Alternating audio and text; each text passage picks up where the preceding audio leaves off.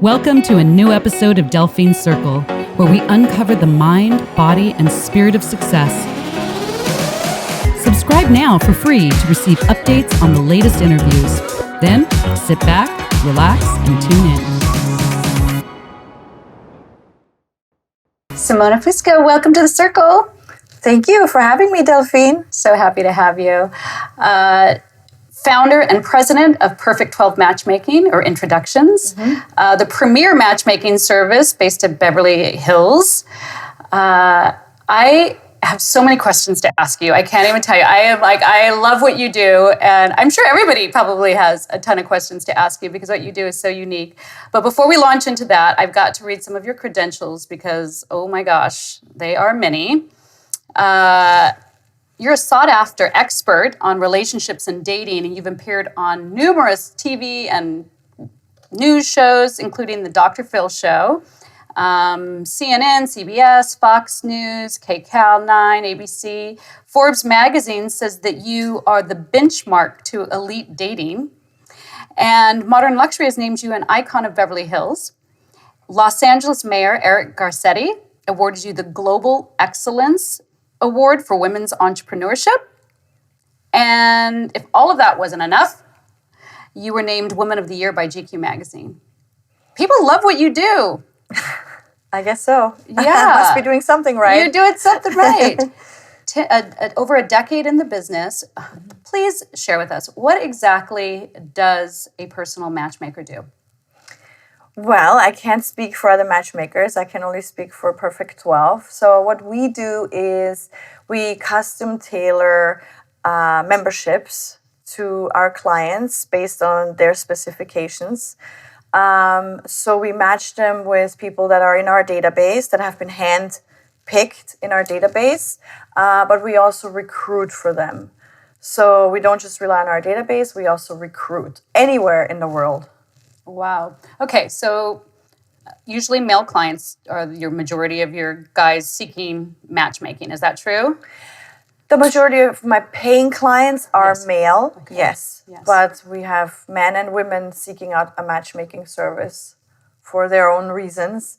But typically men are the paying client, yes. Okay, so a client comes to you, they give you this very specific list about what they're looking for. Now, how do you go about finding that person? Okay, so let's say, for example, he wants an Ivy League educated lady.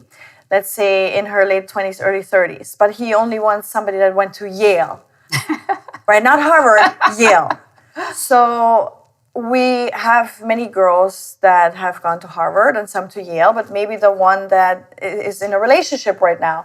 So if she's not in our database and she's in a relationship, then we'll have to go out and recruit for ladies that have graduated from Yale. Wow. So we have recruiters, we have billboards all over the place, we're in magazines, we're on TV. So people come to us and then we hand vet everybody, or it's word of mouth, or we have our recruiters that are out there searching, literally in the air and on ground. So aside from like physical features, like what are the most common attributes that your male clients are looking for in their perfect match? I think the most common thing besides physical attributes, obviously attraction is very important, is somebody that has their own goals and ambitions, their own interests, have your own life going on, somebody that's also fun, sexy, doesn't take herself too seriously, somebody that maybe can travel the world at the spur of the moment, notice. That's probably a big one, right? Freedom of time.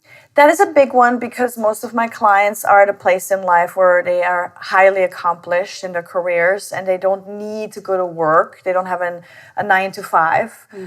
So they really are free to do as they please. So they want to travel and see the world with a special someone. So that's really important. Yeah, that makes sense. Yeah. Now, what about their complaints? I mean, is there like a common complaint that you kind of keep hearing over and over about guys that have dated women? Well, that depends. Where are we? If it's LA, the common complaint is, God, she's so superficial, or she's all about one thing. That's a common complaint living in Los Angeles and Beverly Hills. You mean what they say is true? But different states have different, complaints. Yeah. Yeah. So where's the hardest place to recruit? Because you are nationwide and also internationally, you have clients all over the place. Are there certain regions? I heard Silicon Valley is hard because it's all men up there. It is harder there to recruit for a specific type of woman in Silicon Valley. But we manage pretty well. Yeah, But, I can imagine. We advertise up there too. But I would say probably Silicon Valley, and then maybe the smaller states. There are not that many people that, for example, also Santa Barbara is not that easy. It's very small, limited. Montecito. So yeah, that makes sense. So now, what about on the women's side, though? Is there like a complaint that you hear a lot when the women have gone on dates? Like, what are the mistakes men are making? Okay, well, that's a good question because I think that depends in the beginning or during or after when you're in a relationship. I think a lot of the times when a man has, so to speak, once he catches her, the complaint is that some men can become a bit complacent and they don't do the things they did when they tried to win her. So they won't send the flowers anymore. They won't try to woo her by taking her to a nice restaurant. It just becomes more complacent. So that's a number one complaint. Wow, that makes so much sense. What about early on, like in the beginning? Early on, what are the complaints? Maybe there can be a problem sometimes with making time because my clients are super busy with their careers. Sometimes there can be complaints about, he doesn't have enough time, things like that. Yeah.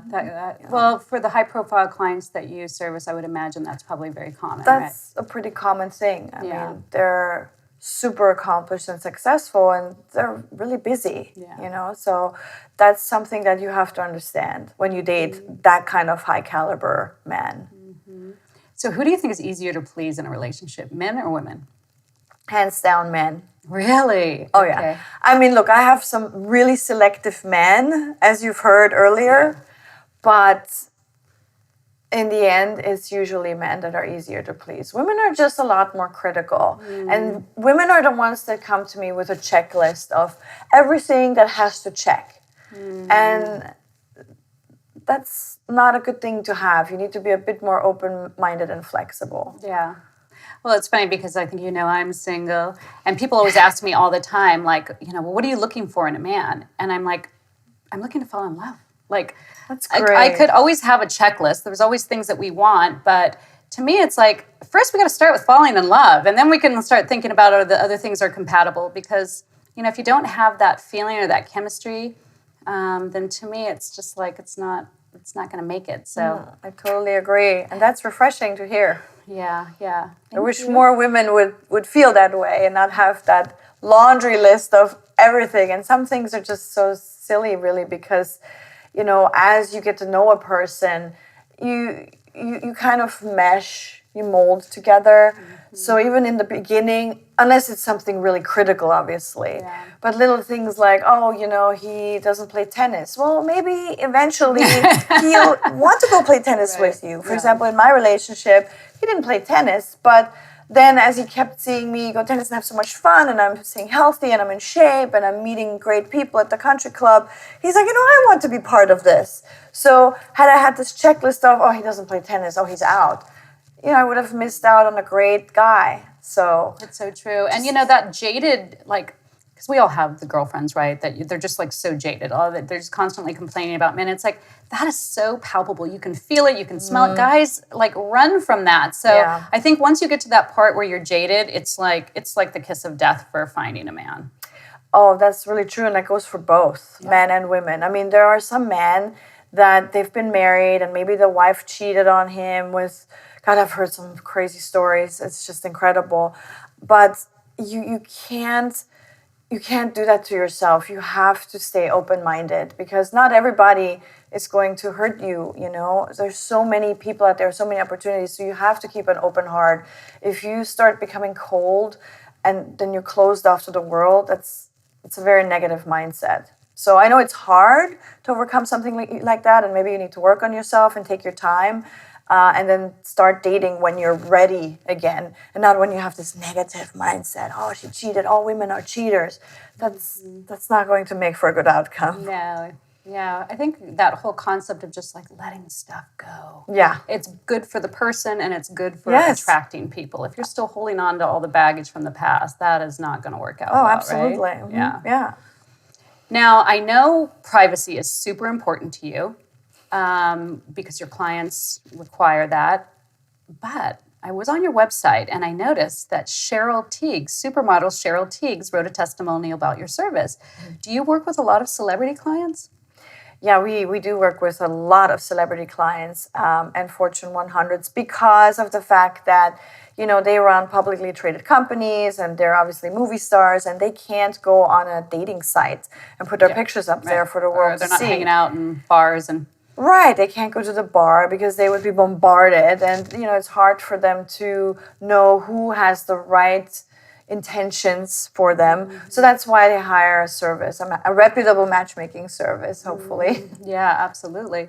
So, although I was thinking about it, like, say you've got some incredible client like Cheryl Teagues and you're trying to find a match for her. I mean, guys must be so... Is it hard, like, when you're introduced... I mean, do the people show up and are starstruck? I mean, what's it like to try to find a match for a celebrity? My clients are pretty high profile and they've been around the block. So they don't really get starstruck. Maybe the girls more so. Oh, that's what I mean. The people that you're setting them up with. Like if they showed up and it's like Yeah, no, I'm saying, for example, with Cheryl Teagues, people don't really get starstruck because the guys have been around the block and, they're really high up in their careers and they've been around successful and, celebrities. So no, they don't get starstruck with that, but no, some of the girls get really starstruck, and so you have to feel that out as you're talking to them because you don't want them to show up on the date and be all starstruck. That's really, really not good for us, not good for him or for her. Yeah. So you talk to her and you see what her reaction is, and then you go from there if it would be a good match. Okay. Well, if anybody knows, let me know. Especially if it would be like Bradley Cooper or, I don't know, he's probably married already. So I was a huge fan of The Bachelor. I got to tell you, in my day, I watched them all. And I just loved, one of the things I loved about it was seeing all of these really unique and creative dates that they would go on. I feel like that show probably really helped men to kind of come up with some like creative ideas of what to do on dates. Do you have to give your guys like, good dating ideas, or what do you tell them to do for like a great first date? Again, my clients, they got this down. Okay. Yeah, so, and they have their secretaries putting Let's face it, though, guys are not that good at this stuff. I don't care how successful you are. I think sometimes guys are just clueless, though. I mean, of course, there's exceptions to the rule, and then we'll help them. Let's say somebody's coming in from out of town, and he doesn't know the top restaurants, then we help him get into the restaurant, or if he wants to plan a special date, like a hot air balloon ride or something like that, we'll help him with that. I had one client that he really, really, really liked this one girl, but he lives, I don't remember where he lives now, but he said, okay, I really want to have a date with her, and she says, no, he's so far, I don't want to get on a plane. So he sent a jet for her. Wow, that's a nice intro. It was very nice, and so she went to see him, and then they hit it off so well. She ended up staying in this huge estate, and he has a tennis court, a baseball field, a golf course, and everything. So she had a really good time, and she stayed in the guest house. It was not anything inappropriate. And then she really missed her dogs. So she said, I really miss my dogs. So he said, no problem. So he sent his jet back to pick up her dogs. Oh my gosh. That was pretty special. In fact, it's giving me goosebumps. Oh, that's so sweet. I mean, I think women really love when men make an extra effort, right? I know sometimes my guy friends will be like, oh, I don't want her to think I'm like, I go all out. I'm like, you know what? No, go all out. Women love this stuff. All the things that men know about women. We like flowers. We like candy. We like, special dates and all. Like, open our doors. Like, All the stuff that guys you hear about, you should just do it. I think some reason guys have decided along the way that that's not cool to do those things anymore. What kind of guys are they, though? Yeah. I mean, it's just... I think it's just because we've gotten so casual, though. Guys have gotten so casual about dating. I don't know. I don't really see that with my clients, but I do see it with the younger generation, maybe. Yeah. But no, it's so important. Even the smallest things. I'm not saying send a private jet. Right. But, just sending her flowers after your date and saying, I really had a great time. And it doesn't have to be this huge bouquet, but it shows that you're thinking about her. Exactly. And that you're making some kind of effort. That's the simplest thing. Yeah, I so agree. Send flowers for no reason too. It doesn't have to be her birthday or some kind of, Christmas. Make it for no reason. And you'd be surprised how far that goes with a woman. I so agree. Any little thing, right? Yeah. So the other thing that I see all the time with my guy friends is that a lot of times they are just so clueless about their look. Like they just are not wearing the same clothes, or they're still wearing rain spooner, Hawaiian shirts, or they're, just their hair is like, how much do you work with a guy if he comes in, great guy, but his look needs to be styled? Well, I have a stylist and photographer that works for me, and she's incredible. She's really amazing. But I really noticed that a lot with more in the Midwest and the tech industry, where they're just more casual and laid back. Like when in the Midwest, we have one gentleman that, for example, he has a ranch and all that. And, I understand you're more casual, you're living on a ranch. But when you're going out to a restaurant, you should dress up, dress the part, right? And the same thing, I see that in the tech industry. It's just a cool thing, I guess, to just wear jeans and sneakers. And no, it's not a cool thing, though, when you go on a first date. You want to impress the woman you're with. And so you have to represent. What are you trying to bring across? Are you bringing across that you don't really care to dress up for her? That doesn't give a good impression. You know what? Oh my gosh, I'm so happy you're saying this, because I see this all the time. Whereas, guys will say well, this is just, I don't need to, this is just who I am. And, I get, to your point, sometimes you are a casual person, and that's cool. Yeah.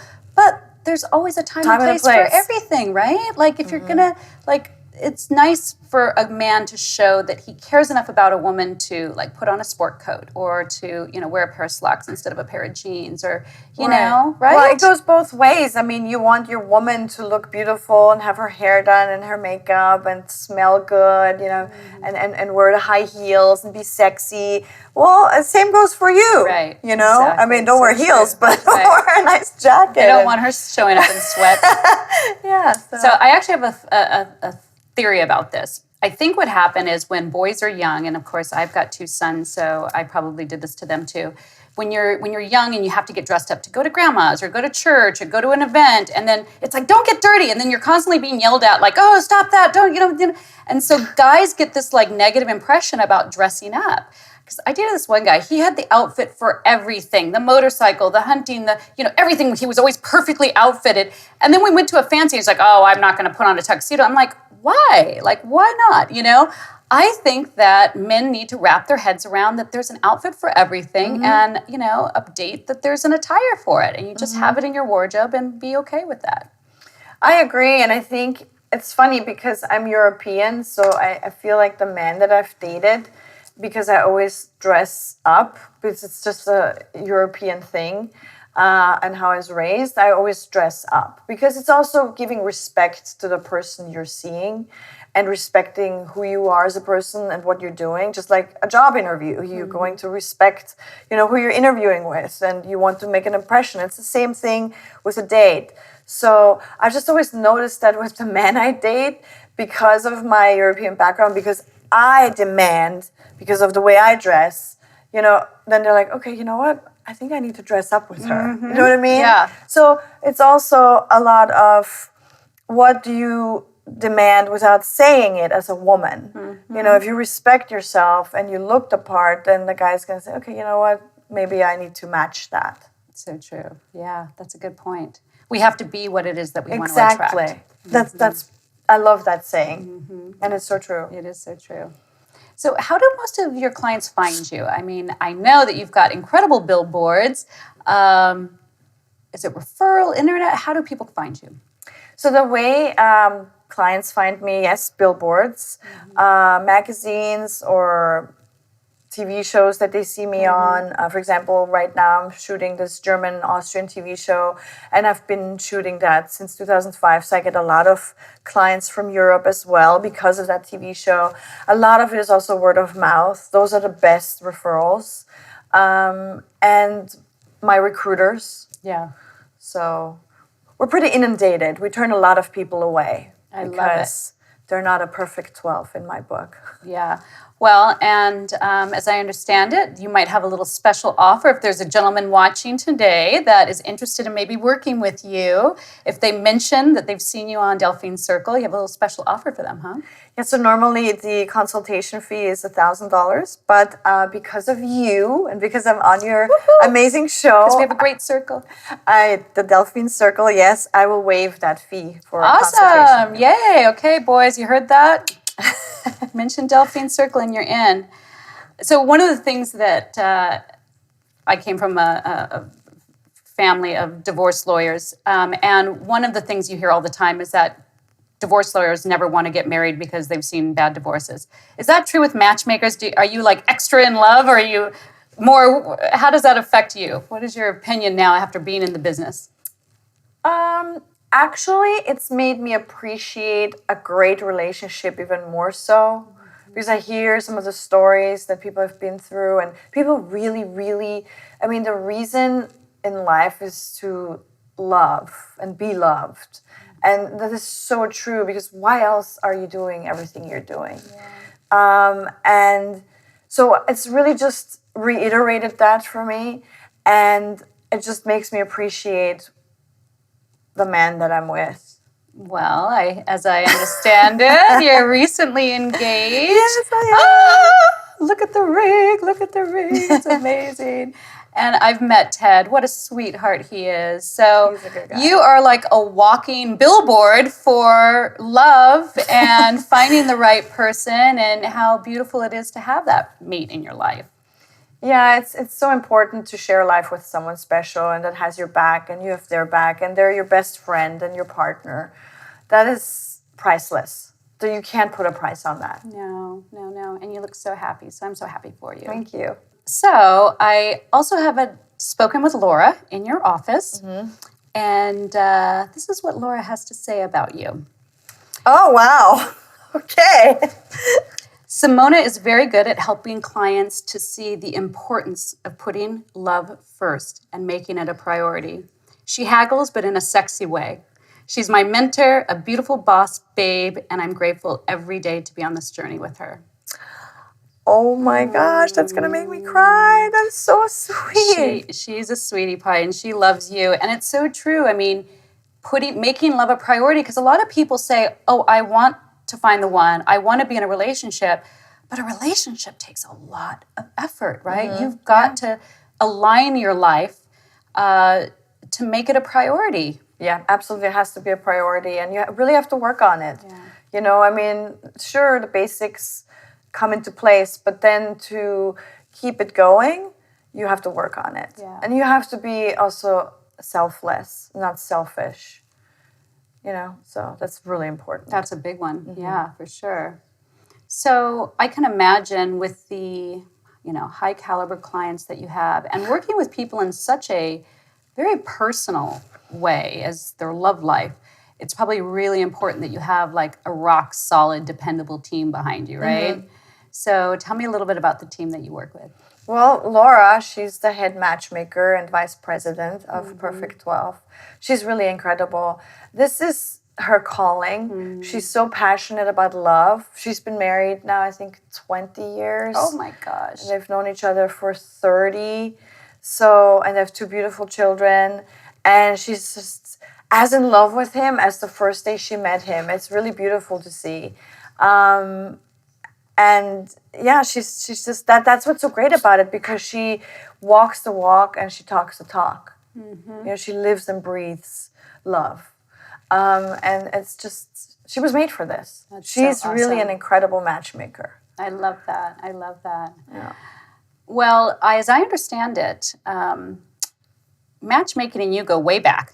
In fact, in your early 20s, you had a matchmaking experience on the other side as a client. Can you tell me a little bit about what went on there? Okay, so I was in the entertainment business, and it was hard for me to meet people because the only people I would meet were actors, and I was not too keen on dating actors. Because your mama told you not to.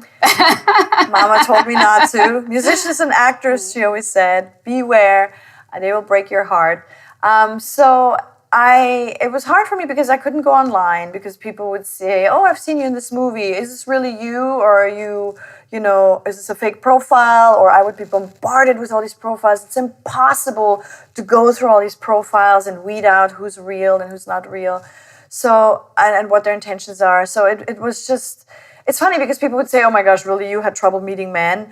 And I said, no, I didn't have trouble meeting men, but I wanted quality, not quantity, and that's difficult. So I was approached by a matchmaker, and I loved the fact that I felt really protected. She would present me with profiles. I knew that she's already met these people, and she knows who they are and what they're looking for, what are their intentions. And it just worked for me. In fact, the late father of my daughter, I met through a matchmaking service, and all of my long-term relationships then I met through a matchmaker. So it works. Yeah. But I ended up opening my service because what I noticed is a lot of the times matchmakers didn't really do their due diligence. They wouldn't meet their clients in person. They wouldn't really get to know them on a deeper level. So I've had good and bad experiences with matchmakers. And so I said, okay, that's it. I'm going to start my own and do it right all across the board, not just here and then lack here. Do you know what I mean? So yeah, and funny enough, within the first few years, as you mentioned, I was presented by the mayor with a Global Excellence Award, and it just took off. And I figured, well, I'm onto something here. I'm doing something right. And what's so important is I just love when it works and how happy it makes people. That's the most rewarding thing of all. Seeing two people in love and that you made this happen, and then they have babies, and then you're responsible for that too. That's what life is all about. Yeah, absolutely. To me. Yeah. I introduced one couple that are married now, and they have twins, so I know what that feels like. Nice. It was pretty amazing. Good for you. Yeah. Wow, impressive. But, That's sweet. it's hard to, stand out. It's hard, especially in LA where there's so much going on. I mean, what do you think it is about you and your service that has, gotten the attention of all of these magazines and these awards and these TV shows? I mean, what do you think about it that really sets you apart? What sets me apart? Well, I have a background in the entertainment business, so I think that helped me a lot understand, where to go, and I attracted a certain caliber of client because of who I am. So they would see me, they would search my name, and they would see who I am, and they would say, okay, this is the type that I would want to date. Why don't I go with that service? She obviously knows and is surrounded by the people that I would want to potentially date. Yes. So the entertainment business was a good thing for me to pull attention. And then it's just the quality, because I'm so much about quality and not quantity. That's always been important to me all of my life. With everything I do, with the clothes I wear, with the food I eat, with the people I surround myself with, it's always about quality. I'd rather be alone than be surrounded by quantity. Yeah. So I practice and apply that same belief to my agency. So I think that's what it is, and word of mouth goes around, and people really say, wow, this is amazing. When I send them profiles, they're like, wow, this is incredible. This is why they call you the top matchmaker in the country. Well, and doing research for this interview, I really got to learn a lot about you because you were born in Austria, grew up in Italy, Milan, came here at a very young age, and immediately was in the industry. I think you were originally approached to play Lolita. Oliver Stone approached that, and your mom was like, oh, hell no. But you have been in the industry for a long time, and then you went on to marry Jay Bernstein, the father of your daughter, who is an icon in the industry. Discovered Farrah Fawcett, discovered Pamela Anderson, Suzanne Summers. So yes, you definitely run in the it crowd. What was that like, and did you enjoy being in the industry? I enjoyed being in the industry for a bit, but then I was really turned off by it because you get to a certain level in the industry, and then it can be really dark. And what's going on with all the Me Too movement and all that stuff, and that really does happen, and you really can't speak out as a woman because you'll never be hired in Hollywood again. And so I've had some really, really awful experiences, and I've had some great experiences. But to me, I came to a point where I said, this is just not in alignment with my morals and my values, so I don't feel comfortable continuing in this business. And I decided to move on to a different path that's more rewarding for me. And thank God I did. Yeah, I love that. So we do a little thing here, Simona, called the Big Questions. And this is an opportunity to kind of dive a little deeper and get to know you a little better. Deeper than we already have? Yeah. I feel like we're going pretty deep. We're going deep. Tell me about your daily habits or daily routines. Do you have anything that you're consistent about? Daily habits, I'm really consistent with the food that I put in my body. So I eat very healthy. Also, fitness is really important to me. So I play tennis probably every day, and I have a trainer.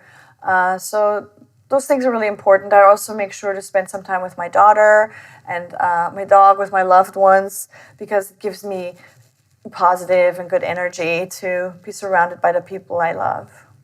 Even my dog. There you go. He loves me. Yeah. Well, you look gorgeous. Whatever you're doing, keep it up, man. It's working for you. Thanks. Tell me something that people would be surprised to know about you. They would be surprised probably that I'm a bit of a speed demon. That I love going on the racetrack. And what's so great is that my fiance, he's a former race car driver. Oh my gosh. We really connected on that. Right? Oh my gosh, that's awesome. What type of racing did he do? So he raced I think it's the Porsche GT3 Cup. Wow. And Le Mans. Le Mans? Yeah. Oh gosh, so you guys have that in common. So you like to be behind the wheel as well? Oh yeah, we actually, one of our first dates was on the track. So yeah. Well, no, that's a cool date idea. It was a great date idea. And I drive stick because a lot of race cars are stick shift. So that was fun. He was really impressed. He's like, wow, you drive stick? And I said, oh yeah. So that was a great first date. And the rush, the adrenaline and everything. It was just perfect because that rush and adrenaline also translates into passion. Yes. Yes. I love it. And do I understand that your daughter also likes to race? Oh boy, I guess that's something. You passed it on? Passed it on, and I wish I didn't because, it's a bit, concerning sometimes because she has that need for speed. But I make sure that she only does that on the track and not on the open road. But yes, her too. She's a big little race demon. Well, I've seen photos of Amber. She's absolutely drop dead gorgeous. She follows in Mama's footsteps. You're so sweet. And Thank you. she's also doing modeling or that type of thing, or at least the pictures I saw looked like they were straight out of a magazine shoot. She did some modeling, yes, but she doesn't really like the industry either. No, she doesn't like it at all. And she's really young to have already come to that conclusion. But she does not like the modeling industry. She does not like being an actress. Because I produced some movies and I put her in a couple of my movies and she was like, this is not for me. So, okay, well, I tried. You want to make sure your child has opportunities to choose from. So now she works for me and she also works for Ted. That's awesome. And she's also pursuing a DJ career and her racing career. So she's pretty busy. She has her hands full. Oh my gosh, just like Mama. Got lots of talents. Speaking of producing, I saw that you were a producer on Beverly Hills Christmas. Right. And with Dean Cain, who is my high school, I had the biggest crush on him. We went to high school together at Santa Monica High School. You told me that. Yeah. That's so funny. Dean. Hi, Dean. He's a hottie. What a hottie, right? So what do you think is the purpose of life? Why are we here? The purpose of life.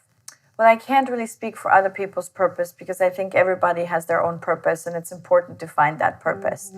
But my purpose was definitely, I was born to help other people, which is, I'm doing that obviously with my matchmaking service, helping people find love. And then I started the Maria Gruber Foundation, which is in honor of my late mom. She passed away from cancer. Incidentally, from the same cancer that Farrah Fawcett, who's the godmother to my daughter, passed away from as well. It's colorectal cancer. And so I started this foundation not to help find a cure, because there's plenty of foundations out there trying to find a cure for cancer, but rather to help the people that are left behind. Because I remember when I was going through having her in hospice and I had to bring my daughter to school, I had to juggle my career and I had to take care of a sick mom. And it was just super stressful and sad and draining, and there was no help because I'm a single mom. At that point, I was a single mom. So the foundation is to help people with daily needs. Do you need help dropping your kids off to school or grocery shopping, or read stories to your loved one that's in hospice? Trying to make funeral arrangements, help pay for the hospital bills that accumulate over time. So that's what this foundation is. And then I also am in the process of starting Ask See Me, which is a foundation of empowering young women and adults. Wow. My gosh, girl. What do you do in your free time? This is a good question. Have you been given a piece of advice that you can think of that has served you well, or something that you remember? Piece of advice? I think my mom was such a role model to me because she was such a strong, independent, single mom. And her sister was one of the first women politicians in Vienna, Austria. And at that time, I mean, this was in the 70s, it was a big deal. And she was also a single mom. So I was just raised by strong, fierce, independent women that didn't need men, and they had children and they excelled in their careers, whether it was being a politician or my mom running a real estate brokerage firm so that she owned all over Europe. So I found out at a very early age, I looked up to them and I was like, wow, I want to be like that one day. I want to be this powerful, independent woman. And so I think, to answer your question, I guess that would be it. That you can do it all as a woman, even if you sometimes people get despair. Oh, I have a child, and I need to be married, or I need a man. No, you do not. You can do it yourself. You just have to believe yourself and surround yourself with the right people. Well, and to your point, I mean, it's also a very attractive thing for a woman to not be needy, independent, right? That men like women that kind of have their own life and their own things going on. So whether you're looking for a man or not, it's just nice to always be thoughtful about standing on your feet and, No, absolutely. To have your own ambitions, as we said in the beginning, have your own ambitions and interests and have your own life. Don't make your life all about him. That is a big turnoff. What do you think is the most pressing issue facing the world today? Or one of them? Because there's lots of them, I realize. There's so many issues. Where do you begin? But I like to stay out of politics, so I don't want to go there. But to me, again, I think the social media thing is a huge, can be a positive because you can create your brand and all of that. But it's also a big negative because the suicide rate amongst teens and young adults is really high because of social media, and it can be so intimidating, and it's such a fake world. And kids don't know that a lot of what's on there is not real. And I wish celebrities would just be more real and come forward and say, you know what, this is a retouched picture, and I did get plastic surgery, and I did do this and that. So kids know, some of these celebrities don't even look like themselves when you meet them, right? And they've had so much enhancement. So just be human, and be honest about, who you are. And I think that would be very helpful if social media wasn't about misleading and being fake, but more being real. So true. I love that, girl. Yeah, we've kind of lost that truth and honesty and authenticity vibe that Yeah. I think we need to get back. Yeah, and especially for our kids, for the next generation. That's so important. Yeah. Because I feel that so many kids are so depressed because of social media. So, Tell me something that you used to believe but you don't anymore. so I used to believe that people can change, and I do not believe that anymore. And it really depends on, obviously, the person, what it is. But I think if there's a pattern that you see in a person, then you know this person's not going to change, and it's time to check out and leave. For example, if a person has substance abuse, or if they're abusive, so certain things like that is almost impossible to change. Yeah. So like for people in relationships Yes. that are not going well and they keep thinking year after year after year after year something's going to change, sometimes you have to just accept that it's not. You need to pull the plug. Yeah. But don't you think that there's like a time and place? Because we were talking about this earlier. Like, do you think if a person has cheated once that makes them a cheater? That's right. That's another good point. I think that cheating, I mean, obviously that's something to be concerned about, but I think if it happened once, then that's something in the past, not in your relationship. Right. But if it happened in their previous relationship, it's something to pay attention to. But if they continued that pattern in every relationship they were in, this is a red flag. Don't even bother. This person's not going to change. They will do the same thing with you. But if it happened, if they were in their 20s, or maybe even in their 30s, okay, it can happen. You're a human being, right? And you learn from it, hopefully. Right. But if you keep doing that well into your 40s and 50s, come on, this is a character flaw. Yeah. There's something misaligned with your morals and values. Oh, yeah. So Tell me about a goal that you've yet to reach. So the goal I've yet to reach is probably one where I can really give back and help people through my foundation, and I'd like to do that all over the world. So that is a huge goal that I hopefully strive to accomplish. Yes. Is there a place that people can go to find out more about the foundations that you support? Yeah, so they can go to asksimi.com and then mariagruber.org and then perfect12.com, of course. There you go. Absolutely. So before I let you go, I have to bring everybody up to speed. Currently, you are the lead of a reality TV show that's being aired in Europe, a kind of Austrian-German television show. Tell us a little bit about that. What's it like to be the head of a reality TV show? So it's more of a docuseries. It's about people that have come from Europe and made it in the United States and become successful in their field. So that's what the show is about. And it's super fun because I get to speak German, which, I don't get to do often. So just for that, it was worth doing. Yeah. And also to inspire people back in my hometown of Vienna, Austria, that, I came over here and not with much, and you can make it at whatever you set your mind to. People love inspirational stories like that. Yeah, I love them too. Yeah, I think so. Well, thank you so much for being here, Simona. I always love talking to you. You are so sweet and so awesome. And I know if anybody is looking to find you, perfect12.com.